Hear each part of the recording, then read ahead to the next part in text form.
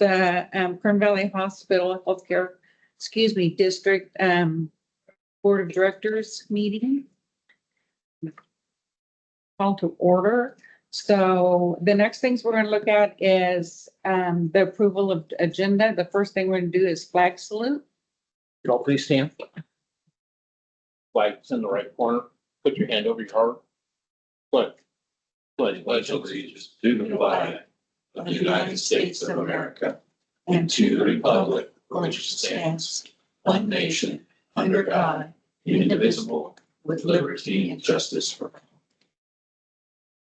If you would care to join me for the invocation, Heavenly Father, as we come before you this afternoon to make some decisions about how we deliver healthcare in the community, we just ask that you be with us and guide us in those decisions. Father, just help us to make those decisions in Jesus. Thank you, Mark. Fred. Part of the thing that I'm going to read now, because sometimes I read it and sometimes I don't. I don't know if there's someone on there that's not from the public, but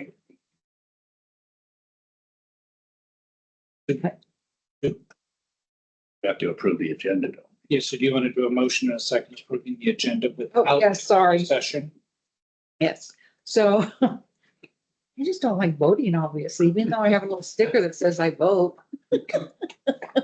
Consensus.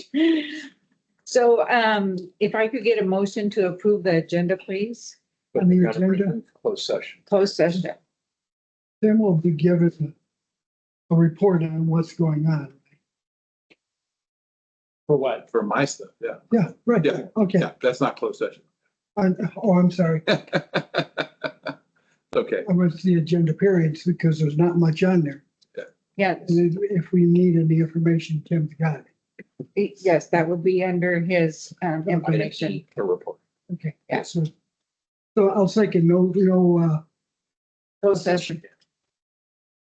Thank you. Fred? Yes. Yes, that's a plus. John? Yes. Well, welcome back to the front seat. I know. yes. And I'm a yes. Definitely my Ross. And Ross, that's. Yes. Yes. Can you do that on the screen? Posted on the agenda. Yeah, and where he's at, so we're all. Oh, I meant, can you say yes on the screen? Yes. Practical matter or? No, legally, because could be Legally. altered. Well, it was posted that he wasn't going to be here, so Okay. those are all in favor. So back to the mission statement, we will provide high quality, efficient patient care services that respond to the community and provider needs. We will provide leadership in health promotion and education for our patients, residents, medical staff, employees, and community throughout the district. And again, I do not see anybody from the public here. Who's here, but Oh, I'm the paper, yes. And do you have any comments or anything? Nope. All right, thank you. Just because she's here, I don't think of her as public. She's just part of the chair over there. Sorry about that. On the consent agenda, the following items are considered routine and non-controversial by the hospital staff. Consent items are listed as action items and may be approved by one motion if no member of the board or the audience wishes to comment or ask questions. If comment or discussion is desired, the item will be removed from the consent agenda and will be considered separately. Catherine, Yes, this is Ross. I'd like to discuss items 16 and 17 and have those removed from the consent agenda.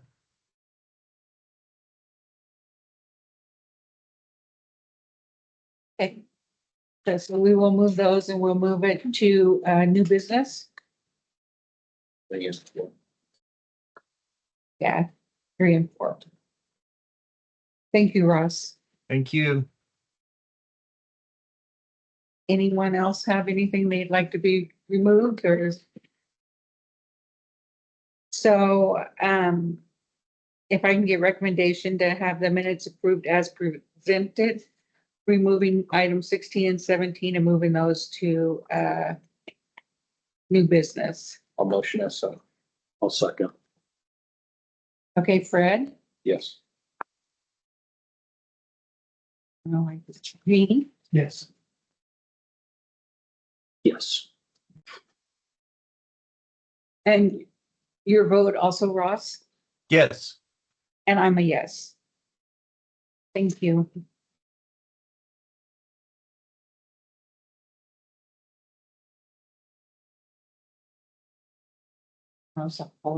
Okay, so we're going to number E, which is the CEO's officers report. Pleased to report that we have a CFO. John Lowrich will be, he was selected as our new CFO. He is formerly at Catalina Hospital. He will be starting with us on Monday, June 24th. And we've received several, I'll say, rave comments about him from a number of outside references, other hospitals, insurance brokers of ours and things like that, that have known him for many years. So very pleased to hear that. And I know Amy has been speaking with him. We've got some meetings already set up for budget meeting and so forth. As soon as he gets here, to get started with that. So we will welcome him next week, or week after. And so again, he's very anxious to get started. And again, so I know we've been trying to feed him some information and so forth to kind of get him prepped before then. Since it's all public information, it wasn't an issue for us. So very happy to have John with us. And so next was our family practice physician recruitment. We have successfully concluded that. Thanks to Greg for his 2.5 years effort or more, try and get that thing filled. Dr. Eric Bazima will be starting also on Monday, June 24th. And like I said, he's anxious to get started. But good feedback from his patients and so forth that he's worked with, and very good care that he provides. So we're anxious to get him started here. And then, Greg, do you want to talk about the other physician that reached out to you? Greg? Sorry, just was trying to figure out how to turn my camera on. So, yeah, we have another physician who's fairly local that has expressed an interest in possibly coming to join us, possibly in the fall. I screened her application back last fall. At that time, she wasn't ready to proceed, but now she has some renewed interest. She doesn't want to to do any additional interviews right now, but she does want to just come up on her own, drive through the community, drive by the hospital on a weekend, and just kind of get a feel for the road and the rest of the community. So we'll see what happens there. You want to set up an interview? I can drive her up the canyon sometime. And that might not help her now, but yeah, like I said, we're trying for 2.5 years to try and get a position. Now we get one. Now there's a second one possibly. Okay. Take one. Yeah, absolutely. That's about what we said. If Jim, Yeah. if we had one of the other doctors that live here, when you just drive through here, you don't see nothing. Yeah. I mean, it's better if somebody sort of shows them and gives them a tour. Yeah. That likes the area. Which we did. I mean, we did that with Dr. Bazima. Cody took him around town and so forth. And so, But he knows the area. He's been here all his life. yeah. Okay, all right. Yeah, we try to do that because, yeah, you're right. I mean, unless you get off and see what's going on in the neighborhoods and those kinds of things and see what the areas living are and so forth, you may not get a great impression. Like I said, but you're right, going with somebody that actually knows the area very, very well, it's huge from a seller perspective. So. and- But it. She but it's specifically does not want. Sorry, Yeah. she specifically does not want to have any of us around. She just wants to feel the drive and look at the community and she texted me just last week, so she remains interested. That's great. So, like I said, Greg and I had chatted about it, again, the issue there is where would we put her? And I said, we'll worry about that. Find out. In the fall. Yeah, that's right. If she is interested, seriously coming. We submitted a letter of intent to participate in Health Net's 2023 voluntary rate range IGT program. Our portion of that payout would be $4.8 million. So that would obviously get submitted to the feds and that would be doubled and then sent back.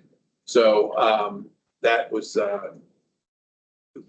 Amy and I have gotten a number of these recently that they've been coming in, which has been great.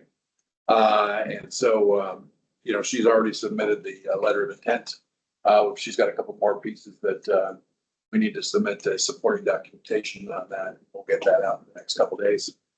And so it was interesting because even at the current health systems meeting this morning, Robert asked me, did we get that turned in? He so wants to see us do well financially that, he wanted to make sure that we capitalized on the health net. This is the health net grant, so it's not even current health. So just, very pleased, that we've got that level of support within the community. Our open enrollment for our employee benefit plan has passed.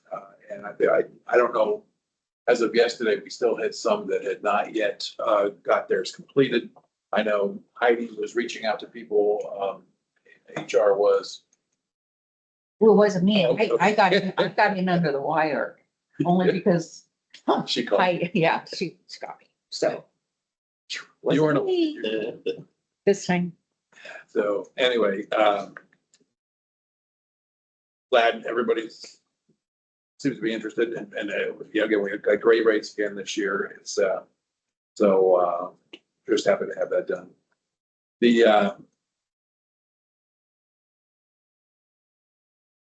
We renewed our telemedicine agreement this week with Dignity Health for our stroke robot system. This is something we do annually. And the nice part for us is that there's no cost. It's something that Dignity covers the complete cost of that. Vegas Memorial has actually assessed our costs because we're part of that system over there. And so they've been paying that for us for a while. I actually got a contract last year that changed that cost to us, and I kind of questioned that. It's no, you weren't supposed to get that. I thought so. Anyway, this year it went up like $5 per visit or something like that, but they clearly stated they would be paying for that. So again, continues to be a great tool for us, and want to make sure that continues.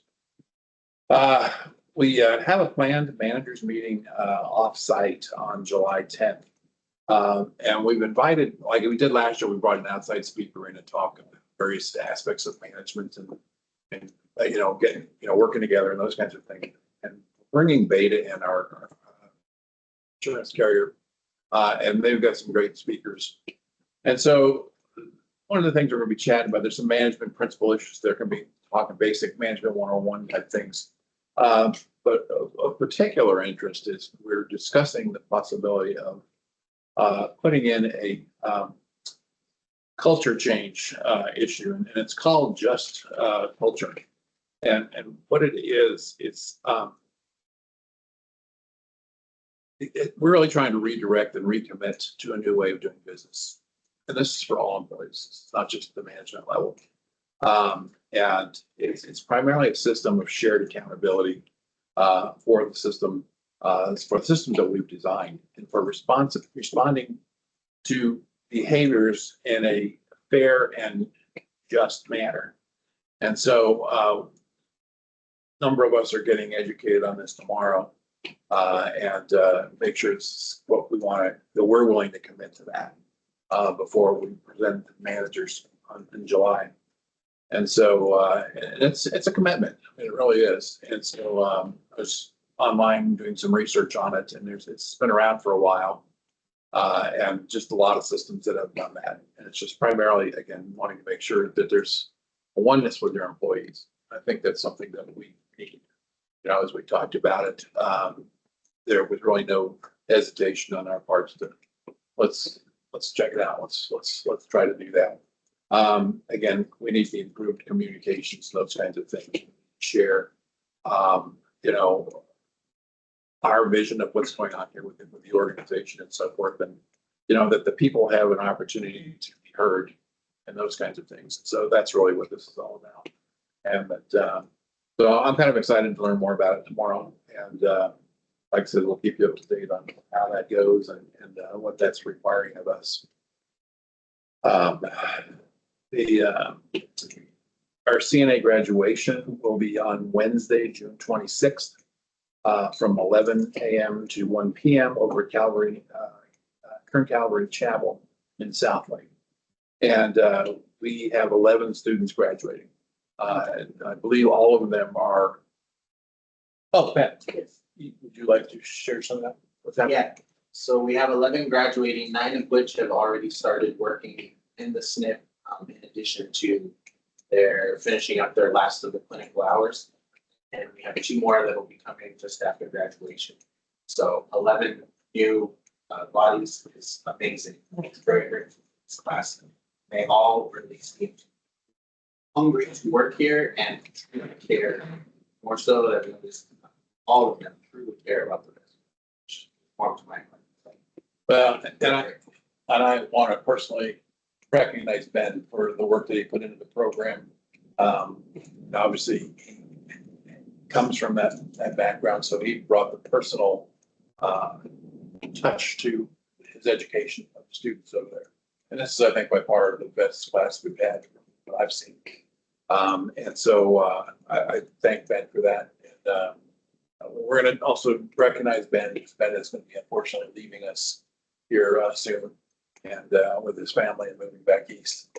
And so we obviously wish him well with that. Obviously, leave the back light on. So when you're ready to come back, we'll be ready for you. So, but he's done a remarkable job in the short time he's been in now. So a quick couple updates on some legislation issues. I had a hospital CEO conference call last night. There were some updates on SB 43, which is the 5150 expansion legislation. This has got everybody up in arms. Kern County voted to participate in this. It's basically then requires that the hospitals will be responsible for holding on to the behavioral health patients that come. In our discussions last night, I think nobody knows what they're going to do. Like I said, I was at Memorial last Wednesday night. It was an absolute, I mean, every bed was filled. I mean, they got chairs sitting in the hallways that are full with little monitors on them and stuff like this. And when I got done, I walked out into the lobby and every chair was filled. There's people sitting on the floors. There was a line of patients going out the door and around the corner waiting to check in to the ER. And then a whole mess of people just sitting outside with their tags on, just waiting to be called. It was unbelievable. On Saturday, I was at Kern Medical visiting someone. Same thing. I mean, the whole lobby is now a waiting room for the ER and so forth. And it's just like, it's getting worse. And so, you know, when we talk about these kinds of issues, well, now, you know, county's always had issues, and because they are the place where most of these behavioral patients get brought. And so they really can't, they have a real hard time getting rid of them, you know, or getting them to appropriate level of care. And so but there's still a lot of concerns, you know, for everybody else. There's the new behavioral facility that was opened recently by the county. And so they will fill up in a heartbeat if they haven't already. But you know, their issue is that people are being brought by the police and so forth, and they're dropping them off at their place without any checks for medical issue clearances. And so now they're having the same problem because they've got to get them back out. Once they assess them, back out to be medically cleared, and so forth, and there's no beds to do that. So it was kind of the reverse of what we're doing here. But everybody's pretty concerned about it, and we decided that we are going to jointly get together and create a task force with a number of the community members to take this on, because this is just going to be a nightmare for everybody when this goes through. Like I said, in essence, they're expanding who can be put on 50/50 and so forth. So Whenever you say Kern County, you say exactly who is Kern County. Is it supervisors? Yes. yeah, board of supervisors, yes, voted on. The Board of Supervisors decided to do that. Yes. Here's what happened. Kern County Sheriff couldn't handle the task. So they shifted the responsibility to the behavioral health group. Behavioral health couldn't handle the task, so they shifted it to the hospitals. And it's kind of just shifting the responsibility of who's taking care of these patients. And meanwhile, we keep getting more and more, bodies that keep coming into California and other places, but it really is an impact on the system that the system can't handle. Well, we won't be able to have, they'll be busting people up here. I We're already can busting them up remember here. that we had a patient who was behavioral health in our ER for 36 days or something. It's crazy. You're aware they're busting them up here. Oh, I am aware. It's free. It's to get them to come out of Bakersfield up here. I don't know who's paying for it, but somebody's paying the bus system to let them ride free. Surprised me. I mean, LA did it for years to Bakersfield. I mean, Fresno's been doing it to Bakersfield too. yes, they have. Yeah. It's a big problem, and until somebody, Well, does The big concern is that, with the state budget crisis that's going on, obviously it's gotten bigger than they anticipated. And so they are now going after the MCO tax money, and they're going to be pulling substantial, millions and millions of dollars out that was earmarked for behavioral health. And that's the part that's got everybody up in arms. So here we have a bad problem already, and now they're going to take money out of the system. So you'll The problem's gonna get worse. It It's will. worse and it's gonna get worse. absolutely. It's gonna be a serious problem. already is serious. Well, I mean, I Gonna get think worse. it's serious You're already. absolutely right. Oh, yeah. No, We you're, won't be able to take a patient in the hospital. Yeah. Yeah. What- Well, that's- Is there a priority? I mean, that's what Kern Medical's dealing with right now. He says, most of their beds in their ER are filled with behavioral patients that they can't move anywhere else. And so they're to a point where they can barely take care of a medical patient that walks in, and they're the trauma center. So the other problem is the medical needs are less than what a one-to-one suicide ideation behavioral health person is. Right. So now you all of a sudden need more staff.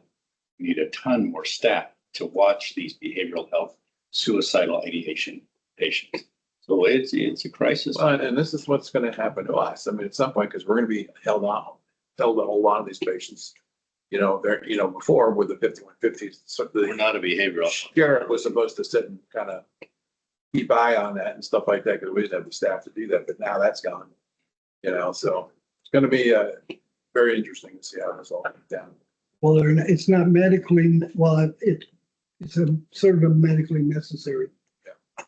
There should be a way to put a division and get money to have separate utility or separate facilities to do that. It can't work. Money's the way there. we're Working. The money's already there. Yeah, there's tons of But grant money and everything there's else. just not enough staff to staff those. Yes, that's true. And not enough beds for them, because Right. even Well, though they we just- may medically clear them. Mm. and We can't can- get them transferred any. Yeah, even if we have transportation, there's no one. to They built them. that place in Ridgecrest, and that place in Ridgecrest is not an overnight facility, so they see them for less than 24 hours and then they discharge them. They see Really it's no like, help to, or to the it's facility. just, Or to the patient. Right. Sorry, Okay. how's the payment for that when they're in here? Are they treated, do we get the IGT money? Is it like, how do we get I paid? can't answer that. There's supposed to be parity with the medical from a payment perspective. And again, As far as the idea. yeah, in other words, you're supposed to treat medical just like you do behavioral. And so, because that was. Medi-Cal, like Medi-Cal. Yeah.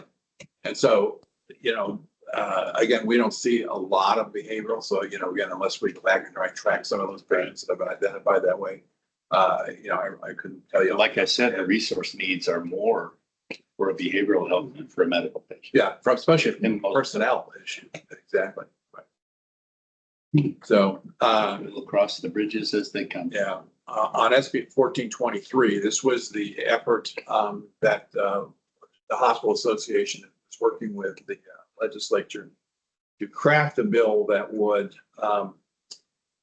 create a cost-based Medi-Cal program for the critical access hospitals.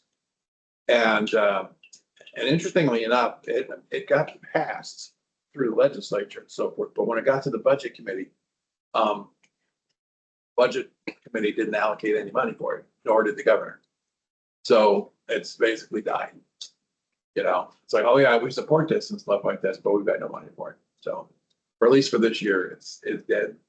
So yeah, it's going to be bad. I know at Current Health System board meeting this morning, we talked about they're doing a huge clawback, or they did this last year, back in October, I believe, of tens of millions of dollars that were supposed to be coming to the system. They did a clawback on that and retroactively. And what we heard today was apparently they're planning to do the same thing for 2024. And that will hurt. And so, but they're all just shifting this to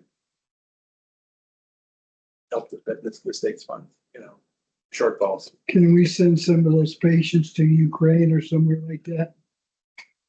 In a second. Yeah. Anyway, that's pretty much my report. Oh, it's just The one, Tim, the one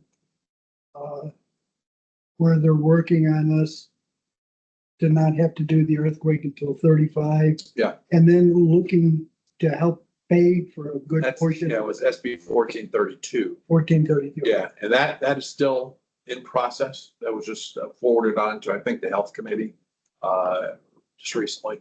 So that How's was, that looking?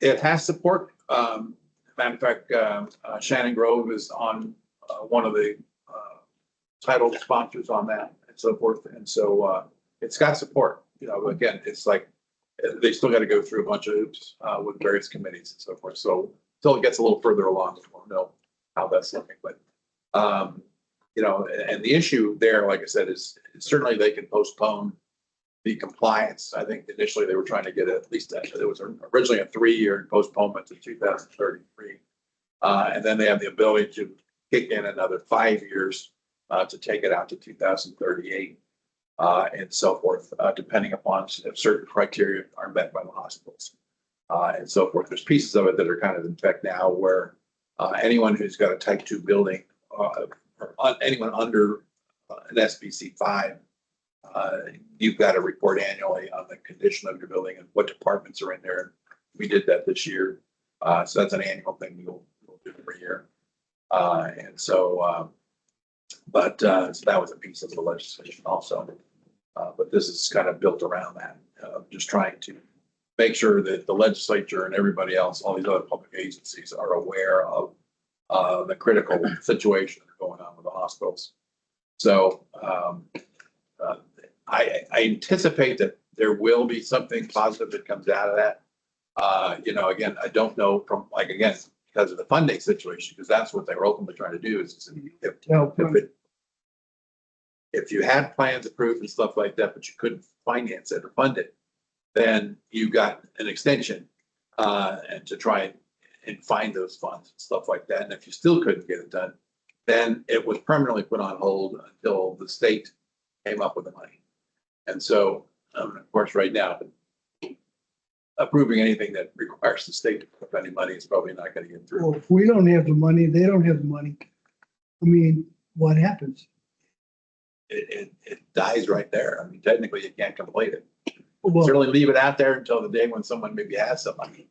But that, or they're going to have to dial back on the requirements of how strict they want to make it. I mean, the Hospital Association for the last 2 years pushed bills trying to reduce the requirements to only ER surgery on a couple places within the hospital that had to remain open so that they could provide services after an earthquake. So, and there's still some efforts pushing that, but that's not a part of this bill. How much money would they save if they fired everybody at Oshkosh? They got a pretty big payroll. I'll do that. That's the legislature approved. They pay a lot of it through the fees, though. Yeah, they do. That's true. Yeah, they are pretty much funded by our infrastructure project. It's true. Thanks, Tim. You're welcome. That's it for you, Tim? it. Thank you. You're welcome. We have no old business, so we're going to, go on to new business. Harry, it looks like you're up. I am. Dean, you asked for this contract to go Yeah. to the board, and rightfully so, because it is over $25,000. Just a recap of what this is for. So our existing electronic health record system in the skilled nursing facility was bought out by this company, Point Click Care, which is forcing us to change companies. The parent company who owned AHT, which is CPSI, TrueBridge now, is recommending that we go with this. And because of that buyout, they're giving us substantial discounts for the first few years when we go with this company. This is the top dog company in this business. They have over 30,000 clients. For those of you who know, 70% market share, something like that. I don't know the market share, but it's high, I'm sure. This is, I would say, for those who know, like the epic of long-term care systems. So this is the one. It will be able to do all the things we currently do in AHT, results, charting. It will satisfy all of our needs. Bring a few new features. One of the big features that I'm excited about is it will allow us to track referrals a little bit better, or a lot better. Right now, I'm not sure of the mechanism that's used to track that, but it will all be able to be tracked in here so that we can tell, why we're saying somebody can or can't come here. Hopefully give a little bit of logic behind how those decisions are being made. So the contract is here, the costs are included. I don't know what questions you may have. Ross, I did get all of your questions answered. I have them all sitting here printed out. I don't know if you want to ask them for everybody to hear or not, but I have them for you. I can forward them to you if you want. So there you go. I looked at it and I listened to you twice about it. I make a motion that we accept it the way it's presented. Got a question in regard to the discounted rates for the first 2 years. Is that just because we're technically getting it shoved down our throats? No, that's a benefit or a courtesy because CPSI, TrueBridge, I keep screwing that up. TrueBridge sold to them and that put their customer base in a tight spot. So part of that sale, they negotiated to continue whatever we're currently paying for AHT, the current EMR, to continue that into the timeline that's presented there, and then a ramp up period over the next 3 years. Well, what were we currently paying? $721 a month, I believe it's what it's in there. Okay. So truthfully, we're going to be jumping from 721. It's a huge increase, yes. Ross did request that I talk to them about that price, and so it does look like, I don't have this in the actual quote yet, they're working on it, but I have it in writing in an email that we should be receiving a 20% discount to the modules within the contract that's listed out there. Currently at year 3, it's supposed to be at $3,182. That 20% on those modules will drop that to $29,996 or $29.96. So minimal, but whatever, it's a little bit. I have a question. Yeah. So I haven't looked at what features and what modules are in Point Click Care. Has Sally been able to look at it to see if there are things Yes. in there that we don't need or won't use at this facility?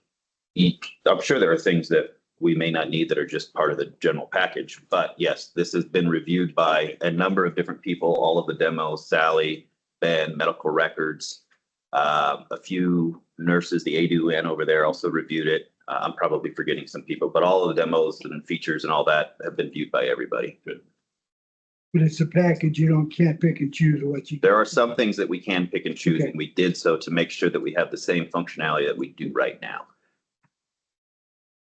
So when we first looked at the systems. Point click care was one of the other ones that we were looking at, but we chose AHT because they were less expensive. Mhm. And now we're kind of in that place where we're, I've heard two stories. I've heard that Point Click Claire was less expensive and we still went with AHT, but I don't know what When we the whole first- thing was when back we then. first So Bid on it, Paul and I were working on it.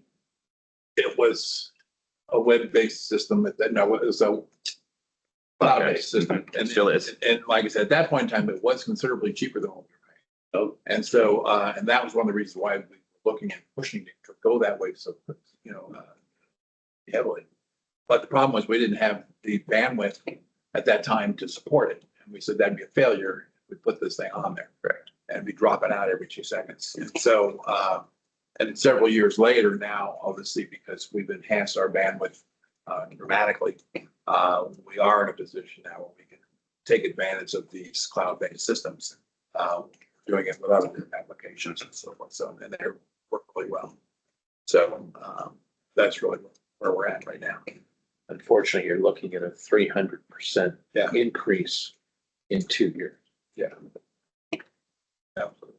But what's the term of the contract with these? 4 years. So for at least 2 years, they're gonna get us full tilt. Yeah, let's look at the pricing schedule, but yeah, somewhere around there. First year and a half. And they may get us longer at the full count longer because this If might you raise it. very likely something I would assume we would want to keep around. Based on price or based on what becomes available. Performance. Well, yeah, I mean, something else could come available, which is great, but we just gotta get. yeah, I mean, this is a huge project.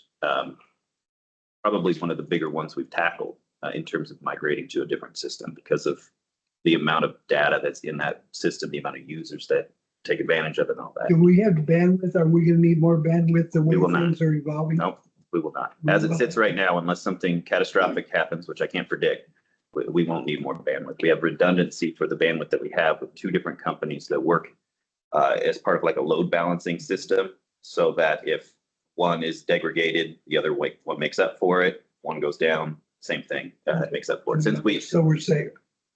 we're never safe, Gene, but we're in a good spot. So, and then let me just say that, had a couple of these now that have come through.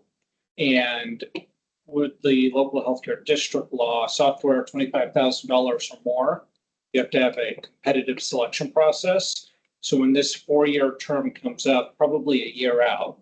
Okay. Right, year before expiration, we'll look at doing an RFP to see, Do we need to do that currently? because PCC purchased AHT.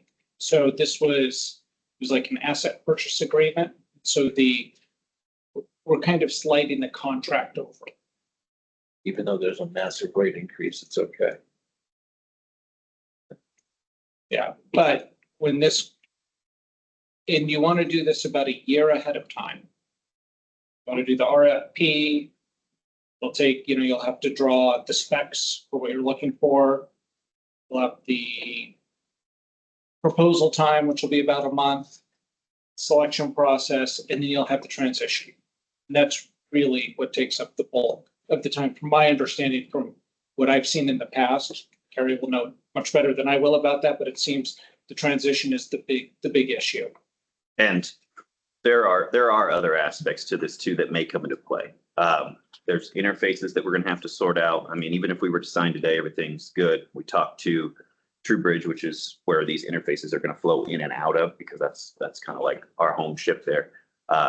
Those take 3 months if we were to sign today in best circumstances. There could be other costs for that. We got to negotiate. We got to get this part sorted out so that they can share the data, see what is needed to get all those interfaces going. Technically, it's possible, but there likely will be other costs, not huge monthly costs like this, but thousands of dollars to get interfaces going. Perhaps my hope is that I can negotiate with TrueBridge to say, hey, you guys, sold, we had this functionality, work with us here to be reasonable. And all these. But I can't, They have, we're gonna. I can't of course guarantee that, but sometimes I'm lucky.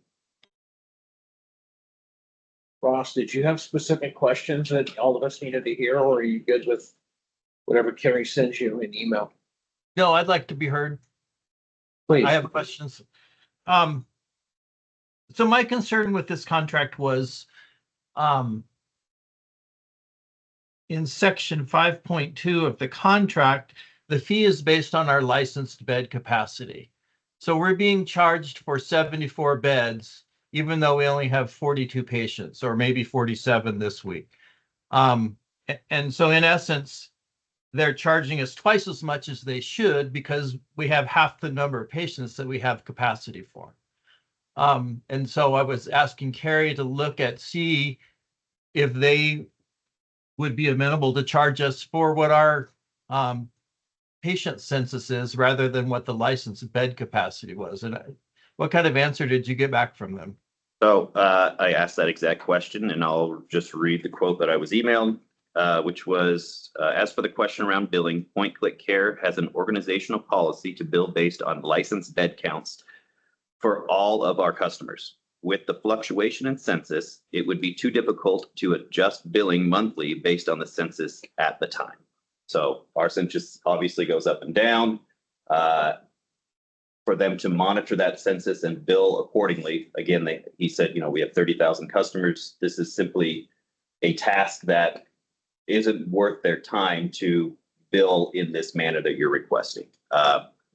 Furthermore, this is how we're billed with AHT currently. This is how we're billed with TrueBridge currently. It's based upon what we're licensed for, because what we do here can change. The residents in a bed, patients in a bed, all that can fluctuate pretty consistently, which is kind of unpredictable as well. I mean, obviously, we're trying to fill this up too.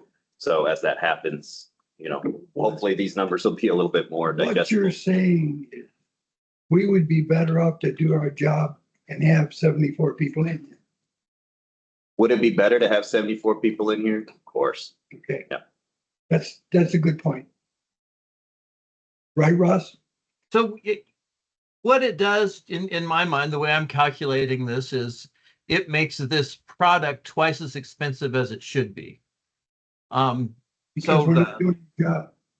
the per patient cost, what they're quoting us is $42, but because we're at half capacity, basically, it's really costing us about $86 or $84 per patient per month.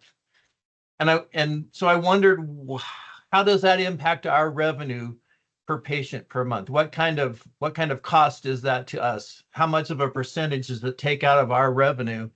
So I have that answer too, Ross. $82. Okay. So for Medi-Cal patients, Medi-Cal HMO, we make $473.94 per day, per patient, per resident. So I don't have the percentage. I'm not that good at math, but that's what the difference would be. If somebody, and we have zero of these right now, but if somebody were to pay cash, it would be $11,000 per month that we make on that resident. Okay. So it's not going to be a huge hit on our bottom line. It's going to cost us, but it doesn't only going to close the doors. I haven't done deep financial analysis, but it seems like it'll be all right. Especially Right, for Tim? the first couple of years here. That's exactly right. The other point I had, and I think you had pursued this too, is in section 15.1, the governing laws of the state of Delaware, and we're doing business in California. Were you able to get that changed to California? Checking with his legal director, but he's optimistic that they should be able to adjust the state governing law from Delaware to California on the MSA. And there was one section that Scott had redlined for this already, but looking down further or up further, I don't remember where it is exactly, is what Ross has mentioned. So what you suggested was changed, but this is a different area. So previously, they had agreed to change the venue to California, but they wanted to keep it as Delaware law. So the lawsuit would be here locally, but many corporations feel that the law is more favorable to management and the board in Delaware, so they want to keep Delaware law. Does that harm us, Scott? Is that detrimental to our interests? Not in particular. In this regard, it would just be a simple contract case. And so Delaware law in terms of contracts would not vary from California law. if you were suing management or the board of directors on a personal liability theory, it would make a difference. But at this contract, the risk of that is so de minimis that I don't think it would ever come into play. Okay, thank you. Well, with that information then, Carrie, I thank you for your diligence in taking care of my picky uni questions. I'm willing to support the motion that Jean made and move forward with this, but I'm also looking forward to the RFP process in 3 years. Maybe we can get a better deal down the road. The transition within 3 years might be better to someone that might be cheaper. They might be able to let us transition easier. I do not foresee an easy transition no matter what company we choose. This Okay. is difficult work. Sort of like quick looks. Yeah, exactly like QuickBooks. Well, maybe we'll be able to get enough staff to fill that place up over there and then We're going it'll to. be great. I'm not gonna be one of them, but we're going to. 11 staff certainly helps a lot. So are there any other, yeah, you have Okay. questions? So is this a Canadian company, if I'm reading this correctly? I believe it is. In Mississauga, which is outside Toronto. I'm familiar with the area quite well. You foresee any challenges with like international law or anything like that? Okay. And are any of these costs, I'm assuming they're all US, not Canadian? Correct. Okay. We'd like it to be Canadian, Because it's a lot but it's less. not. It's a lot less. It's not. And you didn't have any other issues with the contract, Scott, that you could foresee or any? So with these types of subscription agreements, master service agreements, we're seeing, it's all pretty much straightforward and standard, right? Because you're just offering software as a service. And so you have, other than maybe forum selection or choice of law, state questions, it pretty much revolves around the intellectual property, who owns it, how can you use it, how can't you use it, what happens if it's changed, and what happens if you get sued for it, right? And then the technical side comes in the proposal or the scope of work or whatever, and that varies. But I know Greg has one as well, and you could just about change the names on the agreement, and they would be the same from a legal, the legal terms would be. Well, every fall I go to the Toronto Film Festival. So if there ever is if there ever is a problem, I will go to Mississauga. You can serve them in person. I'll be the rep. Yes. Yes. Okay, there's no other questions? I do have one clarifying thing before you guys vote, just so I know what you're voting on. I am proposing you vote as it is with the hope that these extra benefits come into play, because these extra things are pretty minimal, because we are on a huge time crunch to get this done, frankly. So I really want to get this moving as soon as we can, because the end That's of, my motion. well, I don't, It's to approve as presented. Yeah. As Which is what you presented, want. I'm almost done presenting. but you didn't present. Okay, I thought it was. This is what I'm presenting. Okay. with This the- is what we're hoping for. Right. It sounds So optimistic. as presented with the hope. With the hope, sure. Yeah, so we just have very little time to do this. AHT, they fluctuated sometimes, but it sounds like their support for their product regulatory support ends, I think, in January now, maybe February, but I just want to make sure that this is a huge project that we're squared away and we're not like rushing through things, because that's when mistakes happen. Carrie, Ross? if we sign the contract as is, what's their motivation to want to give I us the am waiting discounts that for we've their- asked for? I'm waiting for their revised contract to come through. He's talking to his legal counsel now to see if what requests you made are going to be possible. But in the event that that's not possible, I'm still hoping you guys will choose to sign it as is, since what you're requesting is relatively minimal in terms of overall cost per month, because we need to get going on this, which is just what we need to do. Whatever you guys decide is fine, but that's just what I'm requesting. I mean, we can certainly hold until we get the answer to that. We're not signing this until we get a yes or no answer, but in the event we get a no answer, I'm hoping you guys still say, yes, go ahead and sign. Right away. So we approve it with the addition of, if you can make it better, you will. Yes.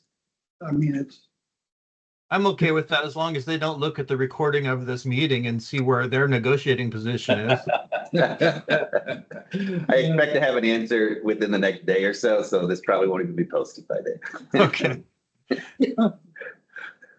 So, there's been a motion for, Jean to approve it as presented. Do you have a second? I think Ross seconded it. Ross already Yes, did. I'll second. Yeah. Thanks, Ross. With the caveats that Carrie has asked for. We're asking for one thing. If we get it, great. If not, then we go with the more expensive one. Okay, so, yet with hope. Yes, Yes, Brent, your vote. yes, with hope. I didn't put that in the invocation. Oh, you got it next time, okay? That's so funny. And you, Yes. and you will be with hope, and you will be our representative if it has to go to Canada, okay? Jean Yes. and Ross Yes, with hope. with hope.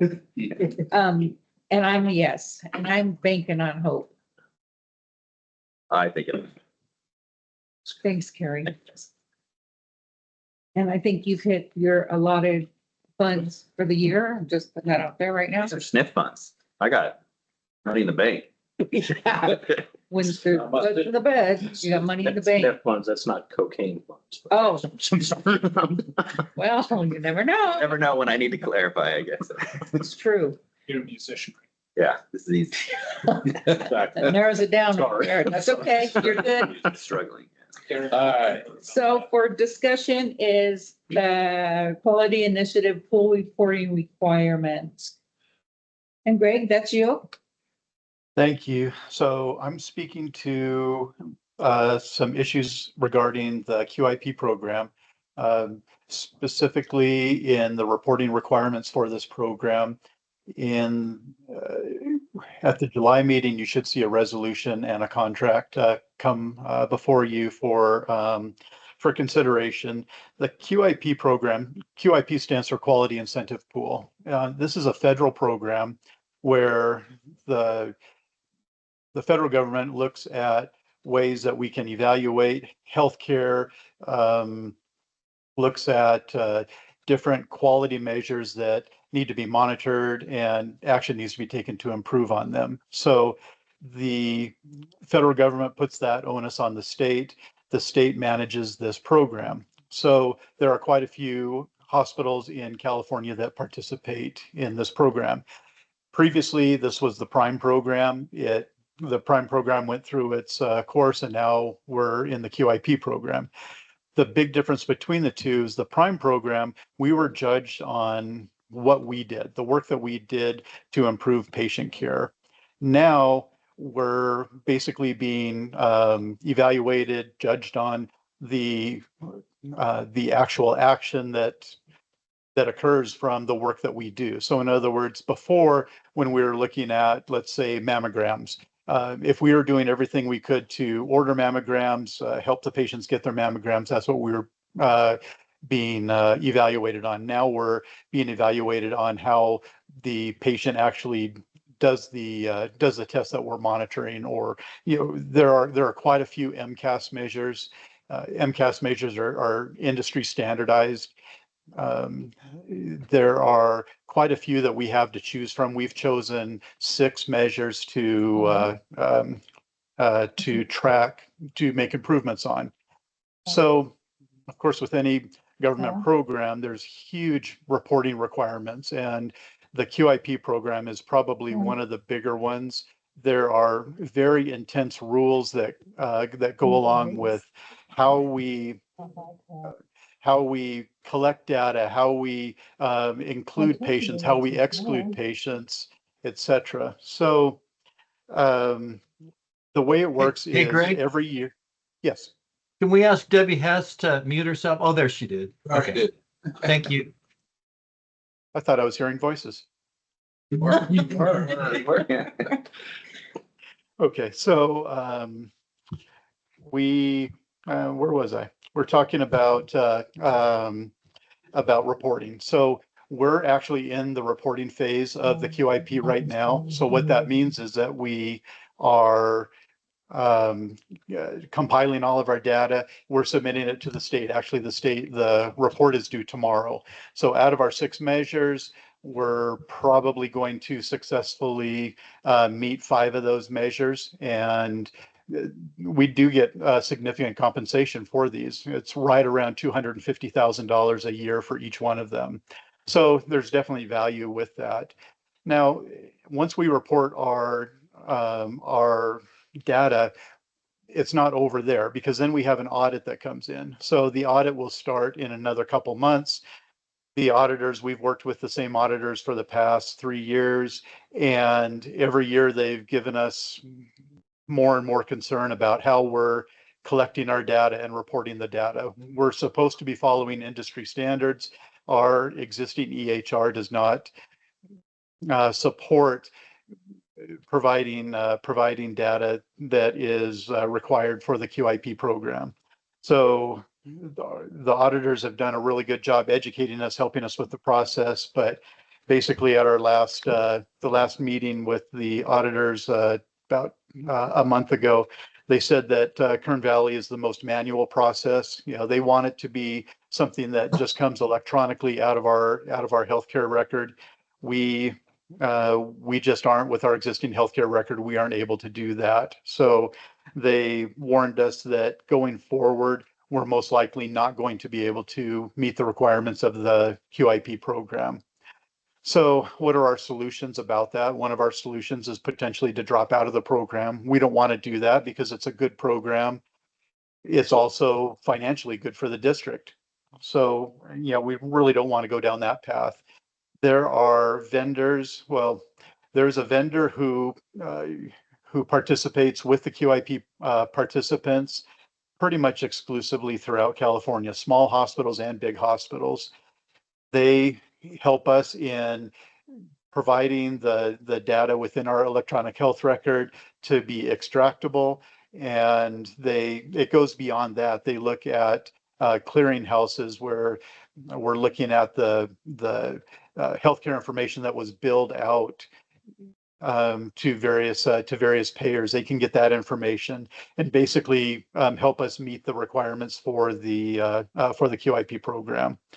So, and you know, a good example of that is I said that we're hopefully going to be meeting 5 of the 6 measures. One of the measures we are not meeting specifically because it does not, we do not comply with the electronic reporting. With a program like QIP, if we had done all the work, then we would meet that requirement. So like I said, there's one company that works almost exclusively with hospitals in California to provide this service. So we're looking for some kind of assistance in our reporting. Is it point click care? It is not point click care, but it's not an inexpensive program either. So we want to make sure that we're complying with you know, our bid thresholds. So I did submit. Actually, I had Lisa Wiley, who manages the QIP program. I had her reach out to various vendors that do this data extraction.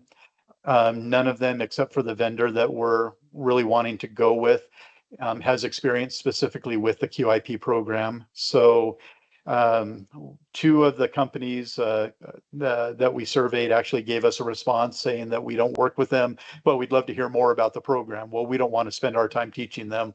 We want something that we know is going to, we're going to be able to hit the ground running. So we had to do our due diligence. I would have loved to have a contract and resolution available at this meeting, but we've done our diligence, and maybe Scott can speak to the requirements for that. But at the next meeting, you should see a resolution and a contract for this proposal. Yeah. So do we need to do an RFP? So Greg that's kind of what he was alluding to. If there are two exceptions to the bidding process. One is if there's an emergency that's been caused by fire, flood, earthquake, pandemic, or other natural disaster. And the other is essentially if there's a sole source, there's no other provider who can provide the service. And so earlier this month, Greg and I, and late last month, we were talking about the RFP process, and we were getting ready to gear up. And then Greg came back with some more information after they had done their due diligence to find that this company, Eye to Eye, so far as we are aware, is the only one who provides this service, and it's a necessary. It's in order to participate in the program, it's going to become necessary. So in the resolution that I have drafted, we would lay out the board's findings that exception applies, and the contract is approved on that basis That would come to the next meeting. at the July meeting, not today. That sounds like a really good approach, guys. I applaud you. Great. So my only question would be is, we have Lisa's information where who she spoke to, and that they're not able. I mean, we'll have some sort of verification of that. Yeah, Greg. Yes, I have emails from two of the vendors. We sent a questionnaire to five, I believe it was 5 vendors. We only had a direct response from 2 of them, and both of them say that they do not participate in that program. They'd like to learn more about it. Unfortunately, we're under the wire. If we approve this at the July meeting, the vendor has said that we can get enough work done that we can have enough to actually report this time next year to meet that. I said it's not an inexpensive program, but just missing one of the measures pays for the entire program for the life of the contract. It's a 48-month contract. So just meeting them for 1 year, and potentially with a program like this, we may be able to broaden our approach and look at other measures. Okay, thank you. Catherine, I have a question, if I may. You may, Ross. Greg, are we going to be replacing our EHR system, or does this just pull the data out of it? It is not replacing our EHR. He can't make Kerry squirm in his seat any more than what he already is now. Not that he would like to. There always is the potential for looking at replacing our EHR. It doesn't really make sense unless we did that system-wide throughout the hospital. And that's just way too big of a project. It would just affect us in way too many ways. So this is a product that goes in, extracts data out of our system. They educate us on how to put the appropriate information into the charts, into the health records. So it's in an extractable format that complies with industry standards. Thank you. And so that will be brought to our July meeting, correct? Correct. Thank you. Any other questions or anything? I want to take a moment and go back to number 1, the point click care agreement. I noticed Dina has a statement up there. I just want to make sure we all acknowledge that. One thing to keep in mind, it does take a few years for the software to be functional as needed by the staff for the money paid. So to change in a few years reduces return on the investment, just so she's. I couldn't agree more. Well, I just wanted to make sure that we all, that. Yeah. I don't know if you guys had seen it or not. I just wanted to make sure we had that. Unless the new company had a transition that was smooth, which you say can't happen. I would love it, but unlikely. Okay, now we're going to go back to 3 and 4, which was on the consent for number 16. Ross, the Foundation Auxiliary Report. Thank you. I just had a question on the foundation report. I note in the written report that they had awarded scholarships to some high school seniors. And I understand that this board has no authority over the decisions that the foundation makes. So I understand that going in. It just seems like there's not a nexus or a very strong nexus from granting college scholarships to benefiting the Kern Valley Healthcare District. And I don't know how the granting of those scholarships really makes our district a better place. It doesn't improve patient care. It doesn't improve the patient's experience. And with the high school scholarships the way they are now in Kern Valley, $207,000 in scholarships were awarded last May, just, last month. That's an amazing amount. And Shafter, for example, Shafter High School, they'd be lucky to get $30,000 in scholarships. And we had nearly $250,000 to our students, to our 100 graduating students. So we have a lot of resources going to our high school seniors. And with the limited resources that the foundation has, I just kind of scratch my head and go, why are they giving money to high school seniors when we could be benefiting our patients, benefiting the experience here at the hospital? And I give my stipend that I get as a board member to the foundation, minus the taxes. And it makes me want to pause and go, why am I giving my money to that organization if they're not going to use it back and help the district? So And so- Ross, Yeah, the scholarship funds that we have are directly related to River Rhythms. And when the foundation took over River Rhythms, that was the agreement that we had with the previous nonprofit organization.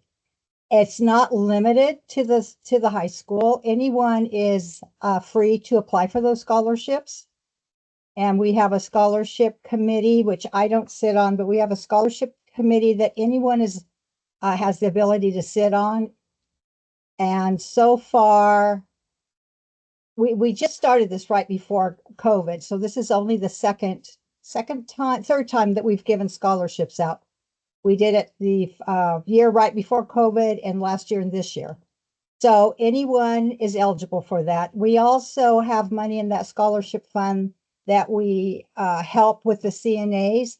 Once the CNAs graduate and they're our employee after 6 months, we reimburse them for any monies that they have to do, like their live scan and such. those are that's- positive things. Those are all positive things. I just, I didn't understand that there was an agreement with the Cultural Foundation when this got taken over by our foundation. That Anyone who gets the scholarship, they have to be going into the healthcare industry, public safety, or STEM. So that's what they've been working off of. Okay. So two And of the this can- scholarship recipients aren't going into either of those fields, I happen to know. So I don't know how closely those are being vetted. And it sure would be good if maybe the scholarships went to people that are going into an industry that will eventually help the district if they were to graduate and come back here looking for a job. No, I agree with you 100%. Like I said, I wasn't on the committee, so that was what they were told. My impression was that they were all going into one of those fields. That's not true. So could you please share my thoughts and concerns and to the extent that the foundation can direct that money back to benefiting the district? Yes, we're having a meeting Tuesday, so I'll let them know that. And I will follow up on that question. Like I said, my impression was that all 4 of those students were going into one of those particular fields. Thanks, Debbie. I appreciate it. Thank you.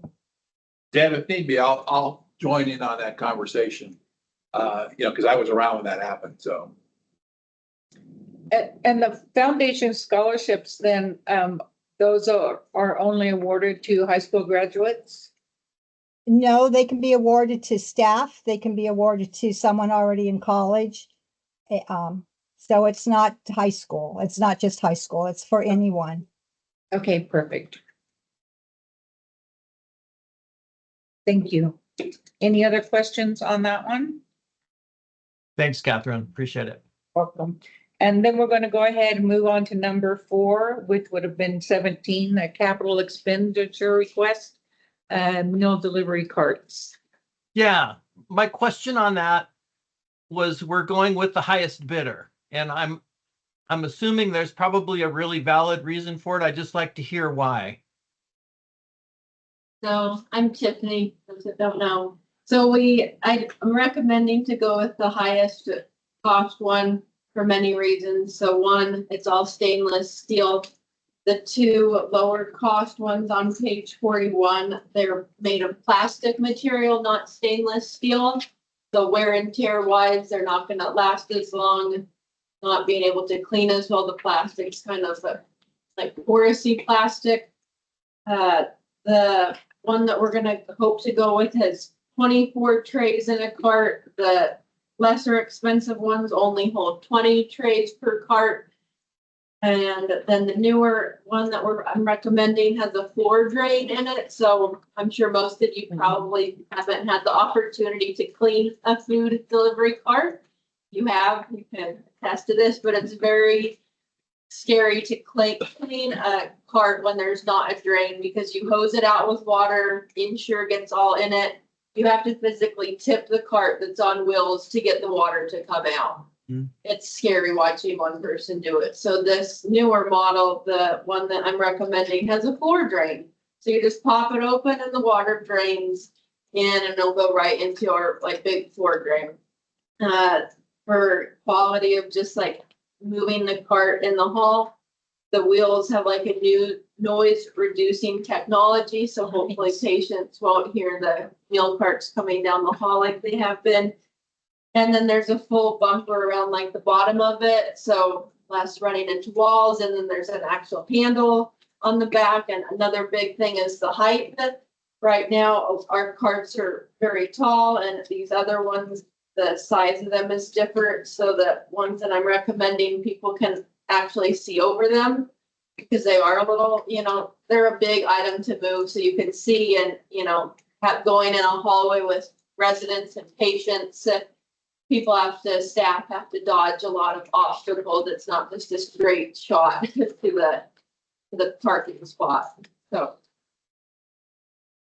Did that help? I Helps me a lot, yes. I vaguely remember during the finance committee when we were talking about that or whatever committee it was, that there was some issues with these quotes because like. She went back and verified they're all correct. They were, okay, Yeah. because there was one in there that said Campbell cart was 30,000. It's like. Yes, I sent that email and verified that they are correct. So there were different, I don't think. Yeah, I was going back and recalculating based on that. No, I And they were about the same price. So that one page just got looked at, but the prices on page 41 are all active. Okay, great. Thank you.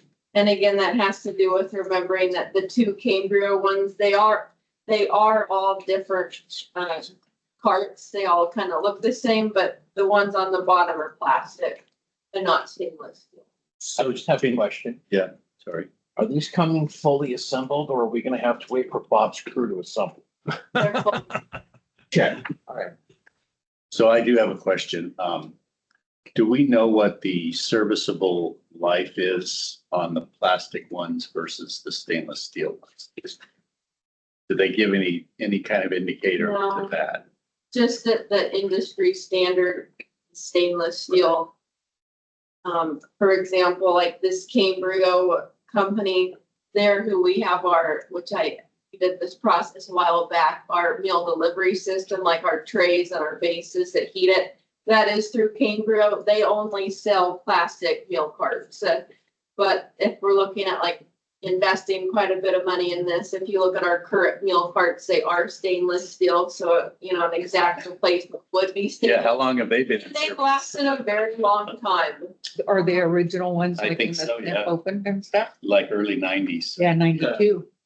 Are you gonna see a different rate of steel. Well, and Yeah. when you look at it, and Tiffany, thank you for the explanation, it's also a safety issue with Absolutely. everything that she's, We've had mentioned. injuries. We've So, had, yeah, and just water on, in the kitchen floor anyways, you know, so I think you did a really good job, Tiffany, of explaining that. Because so. unfortunately, when the meal carts come back, I think people don't always see like the dirty part. Like, you know, we gotta think about the dirty side of when trays come back. They're not put in there perfectly, unfortunately.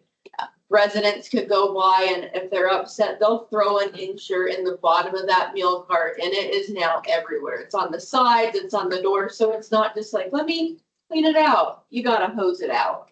And again, that safety. Well, milk feature cartons is and stuff are just laid down whether they're Yeah. cool or not, so, yeah. So the floor drain is like a big thing, and remember that the other three don't have a floor drain. Can I make a motion that will accept it as presented? Same as the other the other one, no. You can. one. For the one that she wants. Yeah. I'll second that motion. I think we were also gonna go ask the pink ladies to cover this. Yeah. Oh, we are, that's even, yeah. That would work. And your Yeah. vote, yes. And your vote, sir? Yeah. Yes. Geez, bless you, are you okay? Yes, Good. yes. Tiffany guarantees Get any food on is me. gonna be better in those parts as well. I think course it's they'll be just been better. warmer, so. And This Ross, will be much happier. Trust me. Dramatic. Ross, your vote? I'm a yes vote, and I just want to apologize to Tiffany to have her sit through this whole meeting to answer a few questions. She I probably ha- appreciated sitting down a little while. Getting carts. I have a lot of confidence in you. I appreciate your recommendation to the board. Thank you. And I'm a yes. Well, thank you. Madam Chair, Yeah, I think, oh, thank you, Tiffany. I think because the foundation's vote was pulled off consent, that has to be approved. yeah, you're right. So, Or accepted. Received. so for the foundation report, we're going to, approve it as it was received with, comments. Motion?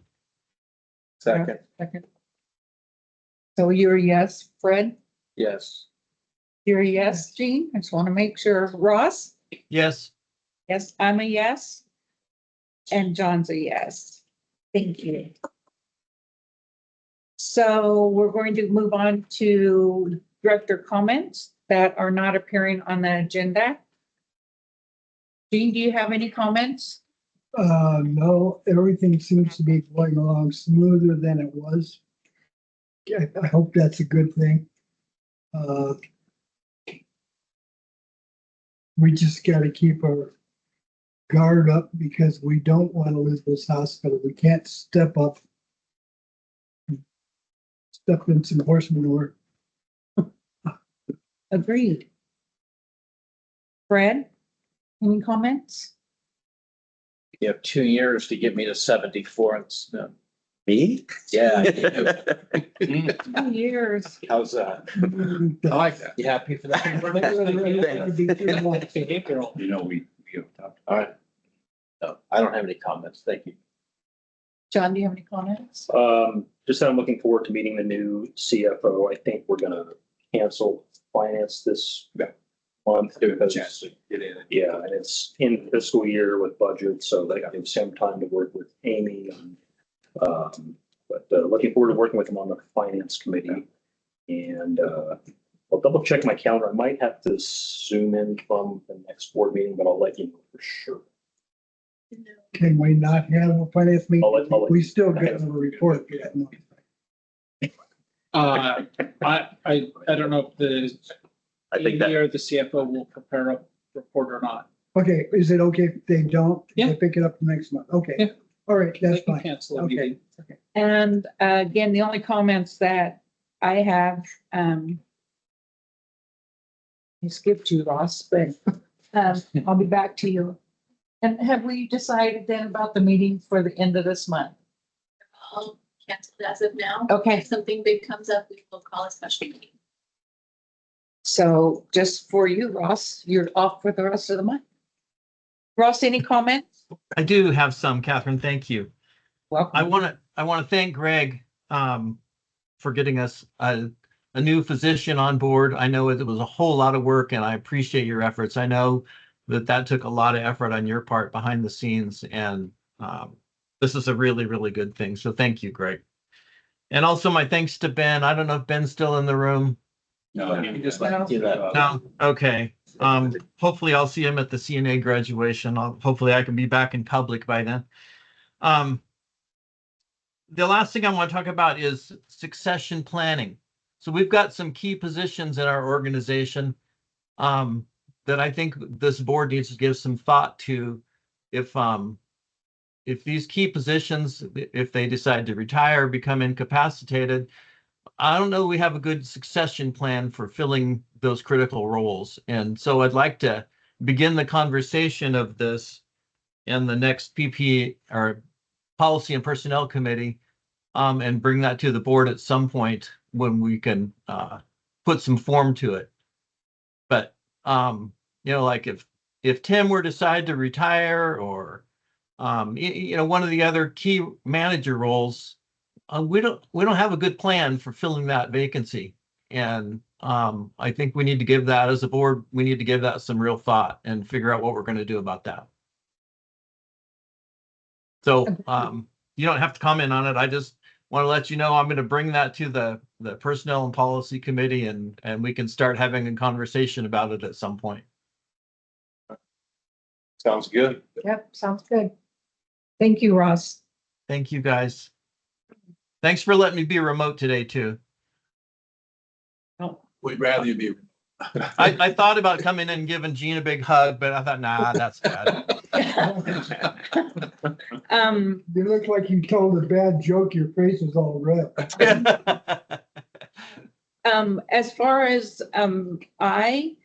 closed session, there will not be a closed session today. There are no anything new to report, so there will be no closed session or no closed session report. So as of 3:22, we are adjourned. All of us? All of us.